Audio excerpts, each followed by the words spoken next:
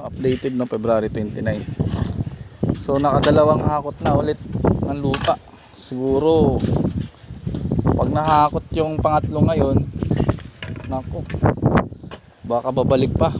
Tatlong hakot pa ulit siguro yata mangyayari. Dahil pa lupa yun. So yun guys no. Ito nga pala, nakapag tie beam na rin tayo rito. Pili-outan natin, mas pinasahan na rin natin ng tie beam. Yan.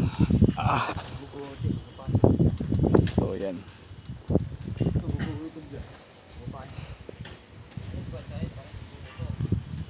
Ito ang ating reinforcement ng ating tie beam. So yan. Nga pala, kinapakarga na natin yung lupa dun sa taas para malaman natin kung ilang truck pa ang hahakutin. May last na truck pa kasi 3 ang naka-schedule ngayon eh. So yan. Tapos ang pagbabaon nga pala natin, so yan, ayan na. Marami ka pang nagawa, Mer? Wala na, alas na yan.